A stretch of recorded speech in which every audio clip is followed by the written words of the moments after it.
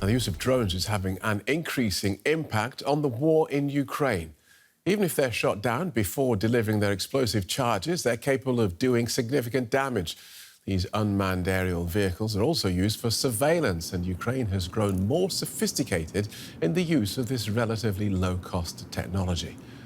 But Russia is learning as well and becoming adept at defending against them.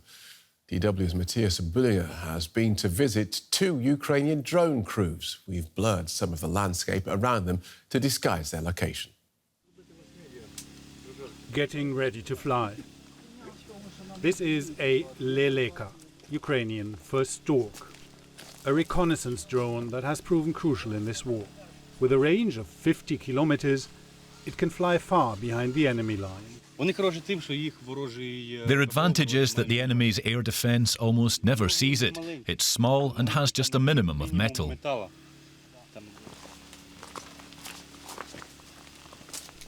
The Leleka is part of what the Ukrainians call their drone army.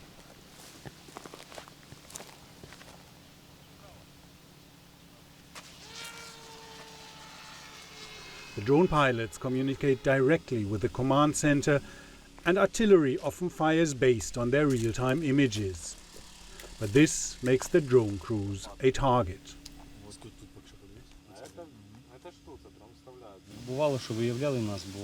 We've been detected before and their artillery fired at us.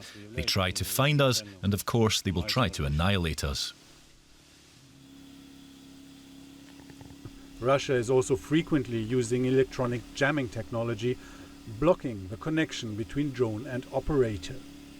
That is how most of them are lost.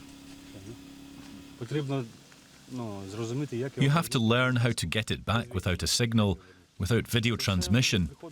That all comes with experience. You learn some of that in training, but many nuances are not part of the training. That only comes with experience.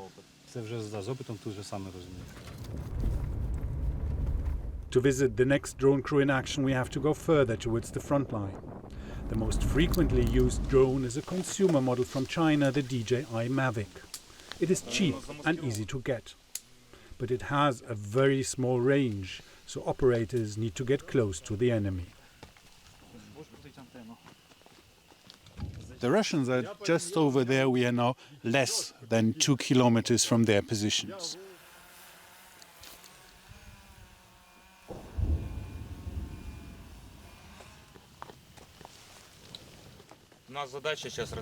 Our task is to keep watch over a quadrant of land. At the moment, we don't see anything interesting. Our task is to constantly fly over this area and keep watch.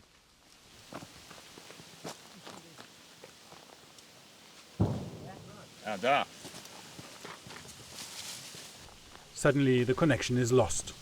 Russia is jamming again.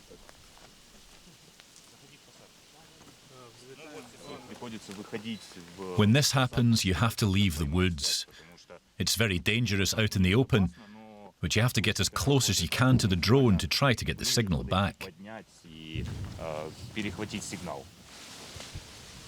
They often lose 2 or 3 drones a week.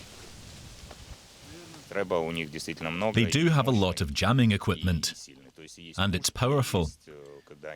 They have electronic guns, which can cut our signal. They're good at that. I feel their drone army is weaker than ours, but their jamming is much more powerful. As this war is increasingly fought with drones, it becomes a question of who has the technological edge and who can improvise around that. This drone has made it out of the jamming zone. It will need a set of fresh batteries, then it'll be ready to fly again. Let's investigate this with Dr. Carrie Chavez, who is a political scientist from Texas Tech University and a research fellow with the Modern War Institute at West Point Military Academy. She focuses on technologies of international conflict and security. Welcome to DW. Perhaps you could tell us more about how this technology is making this war different from previous ones. Sure. So the way that drones have been used on the battlefield, the way they've changed the tactics, I want to highlight a few things that are distinct about this conflict. One of them is that it's largely rendered the armored units that we thought this war would be fought with as these sort of supporting elements. When this war first started, it looked like this classic land war on European plains with tanks pushing inward into the Ukrainian territory. But with drones, these have mostly been dominated by artillery and by small drones, tactical drones. And consequently, it's been able to create a sort of pocket reconnaissance, which then leads to what some troops have called island force structures. So when you have these small drones that can perform intelligence, surveillance, and reconnaissance, they give an ideal vantage point of real-time intelligence. And so and it's simulates high ground. And so the troops have been able to be more autonomous. They've been able to break up into these smaller force structures, which makes them more mobile on a very dynamic battlefield. So that's very different than things that we've seen between strong states fighting interstate wars in the past. And we heard in the report... I beg your pardon. Please continue. Sure. I was just going to say one other thing.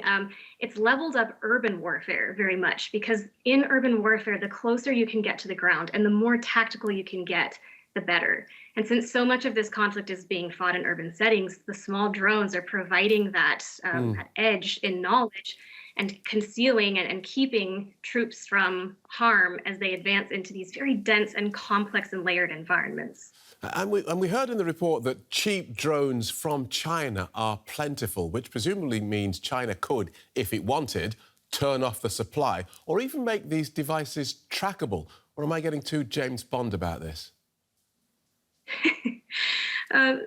That has been a question of if they'll do that and if that's a liability, but I think it's not a greater liability than the Ukrainian forces lacking these tools in the first place. They've been so central to Ukraine's success and survival that I think that's a risk they're willing to run. And as the war goes on, what your last speaker was talking about, how good at electronic warfare Russia is. And indeed, they have been able to hack and degrade and undermine a lot of these Chinese models that has led both sides are using Chinese models, by the way, it's led both sides to really increase their indigenous production and try to find ways to engineer solutions to the idiosyncrasies of this conflict. So I don't anticipate that it will be a deal breaker for the conflict. Right. And just to pick up on that point, that soldier was talking about the relative strengths of those drone armies. Ukraine stronger on offense, with Russia stronger in defense. It sounds like you very much echo that. In terms of the drones, offense and defense at large, I think there's a bigger picture, but Ukraine has been much better at leveraging these tactical drones from the get-go. They were building this army of drones, as he said, and they do have much higher capacity to leverage their public-private partnerships, so they can get them from civil society, from kind of a volunteer corps, which circumvents the really weighty kind of molasses slow military bureaucracy. So Ukraine has done much better at that and at fielding them in novel ways. Russia has been better at the electronic warfare aspect, but Russia has also been emulating Ukraine's use. And so there's been an offense-defense dialectic as they compete that if Ukraine does have a relative advantage, it's not decisive. Right, and they're learning from each other. Are sea drones making much of an appearance in this conflict? They are. They certainly are. Ukrainians have really lacked the capability to challenge the Russian Navy, especially on equal footing, similar to their land forces. And so naval drones, they're an asymmetric response that can get to enemy vessels at sea or at port. So they have made an appearance, and there's a lot more academic and practitioner attention turning to them and their implications for this conflict and for strategic stability at large in other theaters. Fascinating. Thank you for outlining that so clearly for us. Dr. Carrie Chavez from the Modern War Institute at West Point Military Academy. Thank you. And for more on this, we're joined now by Marina Moron, a military analyst from King's College London. Good to see you, Marina.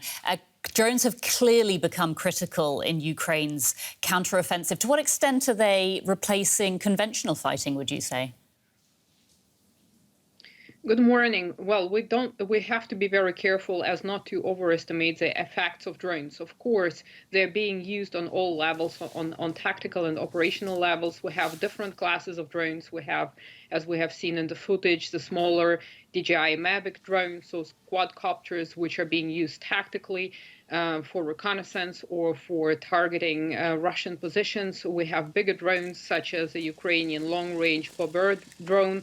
So different drones are being used, and the reason for that is because Ukraine doesn't have any air superiority, and its air power capabilities are much weaker than the Russian ones. And so it makes sense for Ukraine not to risk manpower. So the idea is the economy of manpower, but also the efficiency that the drones offer. They're much cheaper. They're cheaper than, let's say, Russian Kalibr missiles. So a Shahed drone is 20,000 US dollars in comparison to 1 million. They are much cheaper than Storm Shadow missiles. So in terms of economy as well, it makes much more sense to use the drones without risking losing your soldiers. And it gives Ukraine an asymmetric advantage. With that being said, we have to also understand that the Russians are trying to fill their own drone capabilities gap, as well as develop weapons in order to jam Ukrainian drones or to shoot them down. They're also working on lasers in order to disable Ukrainian drones. But the sheer amount of drones being used is something that we haven't seen before. So clearly a whole range of benefits. In terms of supply, is it the Russians or the Ukrainians who have the upper hand in the number of drones available to them? It is very difficult to estimate because mostly we're hearing news from the Ukrainian side advertising their drones. And last year there were about 20 companies making drones. Now there are some 80 companies, mostly private companies, making drones. So it would seem that Ukraine has more capabilities in terms of manufacturing. That being said, the Russian side has presented some new drones during its Army 23 forum. To what extent these have been deployed on the battlefield, we do not know, but we know that the Russians are actively working on perfecting their the kamikaze Lancet drone and some other prototypes which are smaller in order to gain some parity. And unfortunately, we also do not have any statistics as far as the numbers of deployed drones are concerned. All we see is when we have a successful drone attack on a Russian or Ukrainian target for that matter, but we do not know how many attempts before that have failed. OK, just looking ahead to the next few months, it's going to be winter soon. That means lots of mud on the battlefield, and that is likely to slow the counteroffensive down. Just briefly, if you would, those kind of conditions, do they mean that there'll be even more reliance on drone attacks by both sides? Well, there is a possibility because the visibility will also be affected by weather. So both sides will have to adapt in terms of using specific types of drones that can work in cloudy and rainy conditions, because that will also affect the link between the drone operator and the drone itself. So those obstacles will need to be overcome. That being said, of course, we will probably see less movement, especially in Zaporizhia, due to the terrain and due to the mud and the lack of foliage and the preparation for winter. The switch for winter comes around October. Therefore, it is to be expected to see more drones to potentially strike counter-force targets, that is, command and control centers, ammunition depots, and the like, to degrade enemies' capabilities. Military analyst Marina Moron, thank you so much for your analysis. Thank you for having me.